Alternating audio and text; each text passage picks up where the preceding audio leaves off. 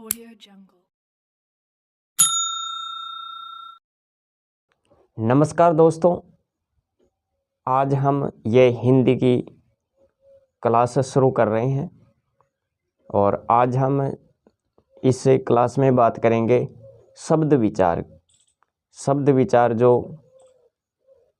Unit होता है उसमें विकारी शब्द, अविकारी शब्द ऐसे दिए गए होते हैं और आज हम विकारी शब्दों में संज्ञा शब्दों की बात करेंगे।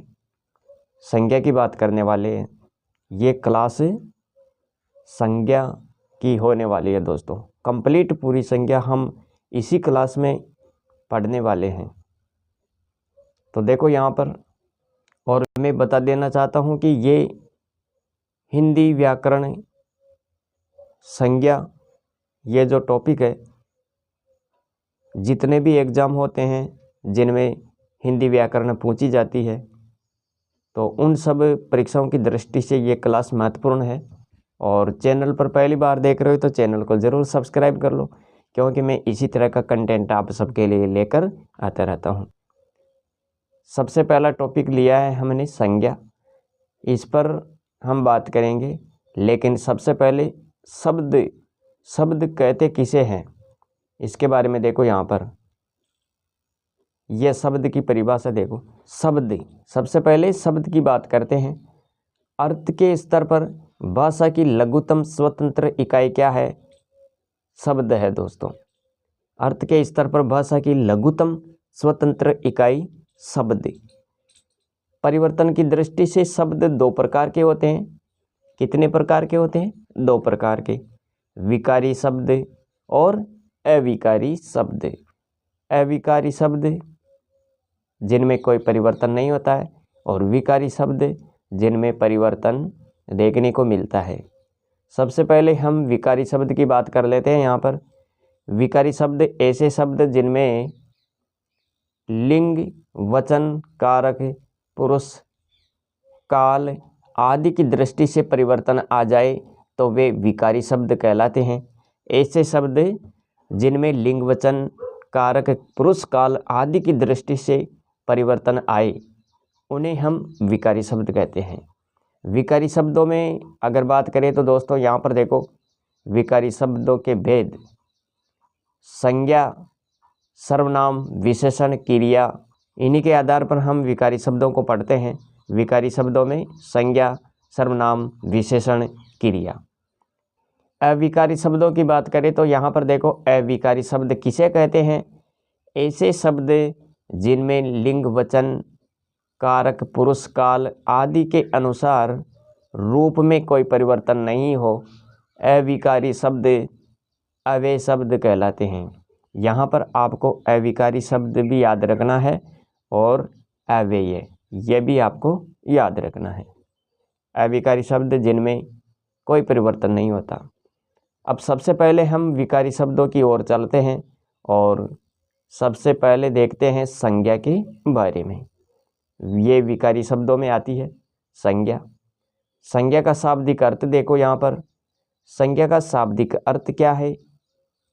सम प्लस ज्ञान, अर्थात सम्यक ज्ञान कराने वाला, ये इनका शाब्दिक अर्थ है।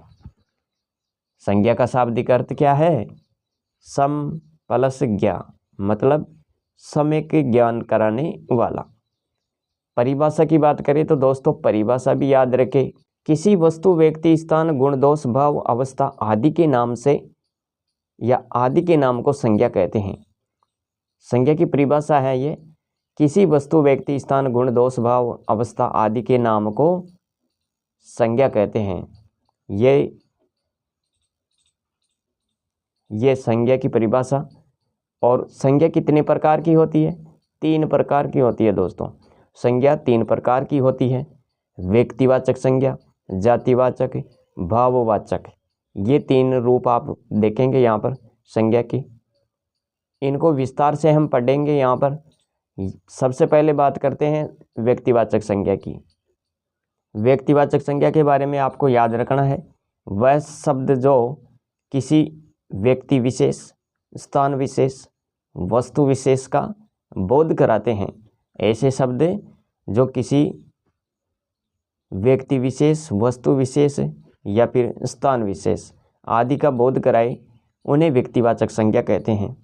जैसे स्थान का नाम हो गया, किसी व्यक्ति का नाम हो गया, या फिर कोई वस्तु है तो उसका नाम। तो इस प्रकार आप यहाँ पर देखेंगे और इन्हें व्यक्तिवाचक संज्ञा कहते हैं। जैसे ताजमहल, ताजमहल, गंगा, इलाहाबाद, रामायण, सीता, तो ये इनके उदाहरण हैं। यहाँ पर हम किले या मकबरे का नाम, अगर इसकी बात करें, किले या मकबरे का नाम या किसी मंदिर का नाम हो गया या किसी दुर्ग का नाम हो गया, तो यहाँ पर ताजमहल है, ये किले का नाम है, मकबरे का नाम है। मेहरानगढ़ ये दुर्ग का नाम हो गया। जिसमें किसी स्थान विशेष का नाम पूछा जाए तो वो कौन सी संज्ञा है? व्यक्तिवाचक संज्ञा। नदी का नाम, अब यहाँ पर देखो नदी, जैसे गंगा, यमुना, चंबल, बनास, बेड़च, तो यहाँ पर भी व्यक्तिवाचक संज्ञा है, क्योंकि यहाँ पर नाम किसका पूछ रहा है? नदी का। शहर का नाम, इलाहाबाद, जयपुर, केकड़ी, अजमेर, तो ये सब क्या है? ये सब शहरों के नाम है, स्थान के नाम है, इसलिए ये भी व्यक्तिवाचक संज्ञा के उदाहरण हैं। शास्त्र या ग्रंथ या कोई किताब का नाम, तो यहाँ पर आपको याद रखना है, जैसे रामायण, गीता, बाइबिल, ये सब ग्रंथ शास्त्रों के नाम हैं, यहाँ पर भी व्यक्तिवाचक है। किसी व्यक्ति का नाम देखो, व्यक्ति का नाम जैसे सीता, राम, लखन, ये सब व्यक्ति के नाम हैं, व्यक्ति विशेष। अब दोस्तों नेक्स्ट बात करते हैं हम जातिवाचक संज्ञा की। और जातिवाचक संज्ञा में क्या होता है, क्या सीन है इसमें? तो देखो यहाँ पर जो शब्द किसी प्राणी, पदार्थ, समुदाय की पूरी जाति का बोध कराते हैं। जातिवाचक संज्ञा में आपको क्या याद रखना है? जो शब्द किसी प्राणी, पदार्थ, समुदाय की पूरी जाति का बोध कराए, पूरी कम्युनिटी का बोध होता हो, उन्हें जातिवाचक संज्ञा कहते हैं। तो ये आपको ध्यान में रखना है। जैसे मनुष्य, मनुष्य सभी मनुष्य हैं। पर्वत, पर्वत, पर्वत का नाम नहीं दिया है यहाँ पर, सिर्फ पर्वत, पर्वत कहीं भी हो सकते हैं, कितने भी पर्वत हो सकते हैं। पुस्तक, पुस्तकें कहीं हो सकती है।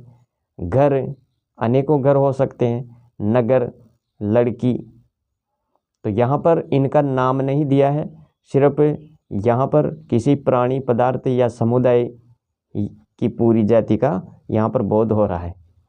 तो ये जातिवाचक संज्ञा है दोस्तों। यहाँ पर देखो जातिवाचक के संज्ञा के अंतर्गत दो संज्ञाएं शामिल की गई है। सबसे पहले बात करते हैं द्रव्यवाचक संज्ञा की। किसे कहते हैं ये?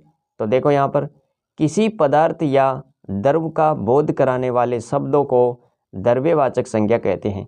जैसे लोहा, सोना, घी, मिट्टी, लकड़ी, ऊन, ये सब द्रव्यवाचक संज्ञा के उदाहरण है। समूहवाचक संज्ञा, अब यहाँ पर देखो समूहवाचक संज्ञा, यहाँ समूह का बोध होगा। जो शब्द किसी समूह या समुदाय के वाचक होते हैं उन्हें समूहवाचक संज्ञा कहते हैं। जैसे सेना, सेना, इनमें कई सैनिक होते हैं। मंडली, मंडली किसी की भी हो सकती है, भजन मंडली हो सकती है ना। और जुलूस, जुलूस में कई सारे लोग होते हैं, तो ये एक समूह, समूह का बोध हो रहा है ना यहाँ पर। परिवार, परिवार देखो यहाँ पर, परिवार में कई सदस्य हो सकते हैं, तो ये समूहवाचक संज्ञा है। पुस्तकालय, पुस्तकालय में कई सारी किताबें होती है, तो इसे भी आप समूहवाचक संज्ञा कह सकते हैं। अब यहाँ पर हम बात करते हैं भाववाचक संज्ञा की। भाववाचक संज्ञा, भाववाचक संज्ञा में आपको याद रखना है जिन शब्दों से भाव, गुण, दशा, दोष, अवस्था, व्यापार, स्वभाव का बोध हो उसे क्या कहते हैं? अरे भाववाचक संज्ञा कहते हैं। जैसे कोमलता, बचपन, बुढ़ापा, शत्रुता, सलाह, ये सब भाववाचक संज्ञा के शब्द हैं। समझ में आया? जिन शब्दों से गुण, दोष, भाव, अवस्था, व्यापार, स्वभाव का पता चले उसे हम भाववाचक संज्ञा कहते हैं। तो ये है जानकारी। दोस्तों, अगर ये क्लास आपको अच्छी लग रही है, हेल्पफुल लग रही है, तो आप इस क्लास को लाइक करें और अपने दोस्तों के साथ भी शेयर कर दीजिएगा। अब यहाँ पर देखो, भाववाचक संज्ञा से रिलेटेड है ये, तो याद रखना है प्रत्यय ता, त्व, पन, ई, आई, आ, इयत, आहट, तय, ये आदि लगाने से शब्द भाववाचक संज्ञाओं में परिवर्तित हो जाते हैं। क्या याद रखना है? सबसे पहले आपको पता होना चाहिए, अरे ये प्रत्यय हैं, ये कहाँ पर लगता है? ये पीछे लगता है ना, शब्द के पीछे लगता है। तो यहाँ पर याद रखना है ता, त्व, पन, ई, आई, आ, इयत, आहट, तय, ये आदि लगाने से अनेक शब्द भाववाचक संज्ञाओं में परिवर्तित हो जाते हैं।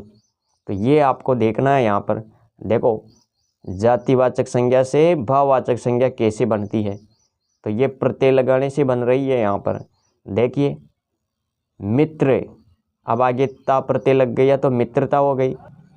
बूढ़ा, बुढ़ापा। पुरुष, पुरुष के आगे त्व जोड़ दिया, त्व प्रत्यय लगा दिया तो क्या बन गया यहाँ पर? पुरुषत्व। इसी प्रकार सर्वनाम से भी भाववाचक संज्ञा बनाई जा सकती है। तो देखो, सबसे पहले बात करते हैं निज। निज ये शब्द है, ये सर्वनाम शब्द है और त्व जोड़ दिया गया यहाँ पर, तो क्या बन गया? अरे क्या जुड़ गया यहाँ पर? त्व जुड़ गया। तो सर्वनाम से भी हम बना रहे हैं यहाँ पर, तो निजत्व हो गया। ये अपना शब्द सर्वनाम शब्द है, ये अपना। आगे पन जुड़ गया, अपनापन हो गया। ये विशेषण से भी भाववाचक संज्ञा बनाते हैं। सुंदर, ये सुंदर क्या है? विशेषता, विशेषण। आगे ता प्रत्यय जुड़ गया तो सुंदरता हो गया। वीर, वीरता। अवे से, अवे शब्द होते हैं जिनसे, देखो दूर, अब ये दूर शब्द है, अवे शब्द है ये, तो यहाँ पर दूरी हो गया। दूरी होने से ये भाववाचक संज्ञा में परिवर्तित हो गया। निकट, निकट ये क्या है? ये भी अव्यय शब्द है, ता प्रत्यय लगाने से निकटता हो गया। तो दोस्तों, ये भाववाचक संज्ञा बन गई। इसी प्रकार रुकना, रुकावट, रुकना से रुकावट बन गया। थकान से क्या बन गया? थकावट। तो ये सब पहले के दूसरे वाला जो है, ये सब क्या है? ये भाववाचक संज्ञा के उदाहरण है। तो इस प्रकार ये परिवर्तित हो जाते हैं। तो ये चीज़ें आपको यहाँ पर देखनी है। तो ये अच्छे से समझ में आ गया होगा आपके। अब यहाँ पर जातिवाचक संज्ञा का व्यक्तिवाचक में प्रयोग, अब ये कैसे होता है? तो देखो, यहाँ पर जातिवाचक संज्ञा का व्यक्तिवाचक में प्रयोग है, इसको देख लेते हैं। जातिवाचक संज्ञा जब संपूर्ण जाति का बोध न होकर या संपूर्ण जाति का बोध न कराकर किसी व्यक्ति विशेष का बोध कराती है तो व्यक्तिवाचक संज्ञा बन जाती है। ये जातिवाचक संज्ञा का व्यक्तिवाचक में प्रयोग कैसे होता है? जातिवाचक संज्ञा का व्यक्तिवाचक में प्रयोग, जातिवाचक संज्ञा जब संपूर्ण जाति का बोध न कराकर किसी व्यक्ति विशेष का बोध कराए तो क्या बन जाती है? व्यक्तिवाचक संज्ञा बन जाती है। यहाँ पर 2 लाइनें लिखी है, ये वाक्य देखो। गांधी जी राष्ट्रपिता कहलाए, गांधी जी राष्ट्रपिता कहलाए। पंडित जी आधुनिक भारत के निर्माता थे। यहाँ पर गांधी जी और पंडित जी ये जाति विशेष के लिए प्रयुक्त न होकर महात्मा गांधी और जवाहरलाल नेहरू के लिए प्रयुक्त हुए हैं। तो यहाँ पर आपके समझ में आ गया, गांधी जी महात्मा गांधी जी के लिए और पंडित जी, वैसे पंडित जी तो बहुत होते हैं लेकिन व्यक्ति विशेष का यहाँ पर बोध हो गया ना, जवाहरलाल नेहरू जी के लिए बोला जा रहा है। तो इस प्रकार ये जातिवाचक संज्ञा व्यक्तिवाचक में बन जाती है। तो ये फैक्ट भी आपको यहाँ पर याद रखना है। इसके बाद हम बात करते हैं व्यक्तिवाचक संज्ञा का जातिवाचक के रूप में प्रयोग। मैंने वहाँ पर नहीं बताया, मैं यहाँ पर बता रहा हूँ इनको, तो आप कंफ्यूज ना होइएगा। व्यक्तिवाचक संज्ञा का जातिवाचक के रूप में प्रयोग यह कैसे होता है? तो देखो, जब कोई व्यक्तिवाचक संज्ञा किसी व्यक्ति विशेष का बोध न कराकर किसी उस व्यक्ति जैसे गुणों दोषों से युक्त अनेक व्यक्तियों का बोध कराती है तो जातिवाचक संज्ञा बन जाती है। तो यह भी आपको ही देखना है। और लाइन देखो यहाँ पर, जैसे कंसों से बचो, कंसों से बचो, वह बिल्कुल हरिश्चंद्र है, वह बिल्कुल हरिश्चंद्र है। तो ये इस प्रकार व्यक्तिवाचक संज्ञा जातिवाचक में प्रयोग में आ जाती है। अब नेक्स्ट बात करते हैं दोस्तों हम, यहाँ पर देखिए भाववाचक संज्ञा का जातिवाचक के रूप में प्रयोग। ये भी देख लो, भाववाचक संज्ञा का जातिवाचक के रूप में प्रयोग कैसे होता है? तो देखिए यहाँ पर, जब कोई भाववाचक संज्ञा बहुवचन में प्रयुक्त हो जाती है तो जातिवाचक संज्ञा बन जाती है। ये आपको यहाँ पर देखना है। बुराइयों से बचो, सच्ची प्रार्थनाएं कभी व्यर्थ नहीं जाती, तो ये भाववाचक संज्ञा जातिवाचक के रूप में प्रयोग में हो जाती है।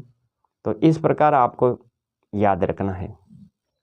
तो दोस्तों ये थी आज की क्लास जिसमें हमने संज्ञा पढ़ ली है।